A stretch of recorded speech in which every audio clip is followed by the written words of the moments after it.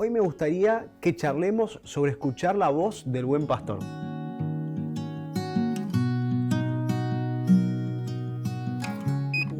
Bien. Está difícil. Está difícil. Porque sí. en medio de tanta cosa por ahí el mundo nos ofrece, de tanto ruido, de tantas voces, ¿no? de tantas personas que nos hablan.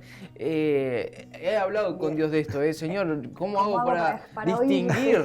¿Cómo hago para distinguir? No, es difícil, Pero bueno, va la primera pregunta entonces. Así es. ¿Te parece? Bien. Bien. Hágala, porque la tiene acá, rondando. Bien, ¿qué tan difícil es, Maxi, reconocer por ahí la voz de Dios en este mundo de tanto ruido, de tanta distracción? Bueno, como decías vos, Agus, es re difícil reconocer la voz de Dios cuando hay tantas cosas a mi alrededor que me hacen a veces perder o que hacen distorsionar la voz de Dios. Sí. Pero nosotros tenemos la palabra de Dios, que es nuestra guía clara. El problema es que muchas veces, aún así, leyendo la Biblia, nos cuesta también entender cuál es el propósito que Dios tiene para nuestras vidas, cuál es su voluntad. Bien. Por eso es que uno tiene que pedir al Espíritu Santo que nos guíe en esta búsqueda de escuchar la voz de Dios.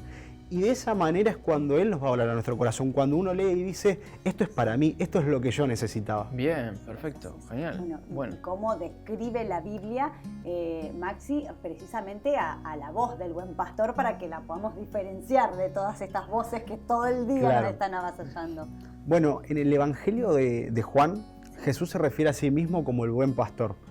Y dice que Él cuida y guía a sus ovejas. Sí. Bien. También en el capítulo 10, versículo 27 de Juan, vemos que Jesús dice, mis ovejas oyen mi voz y me siguen.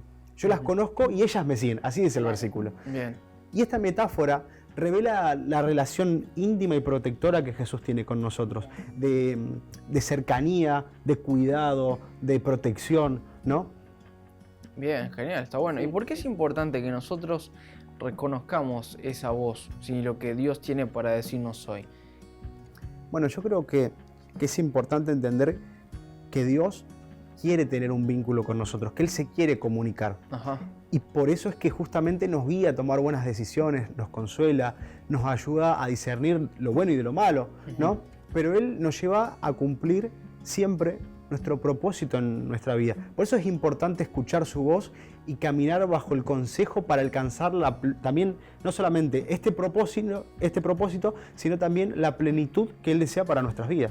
Muy bien, excelente. Bueno, Sí. pienso en lo importante que es, o sea, cuando uno se acostumbra a una voz significa que es porque suele estar cerca o porque la suele escuchar, si no, suenan voces desconocidas, ¿no? Sí. Lo importante que tiene que ver con acercarme realmente a Dios para poder saber cuál es su voz, ¿no? Mantener el vínculo, pasar tiempo, compartir. Hablar mucho con Él, dedicar tiempo con Él. Bien. ¿Y cómo podemos fortalecer, Maxi, nuestra relación con Dios y estar más en sintonía con Él en medio de tantas distracciones como hoy en día tenemos? Porque como decíamos con Agus, es como que nos vemos avasallados de información, de pantallas, de todo.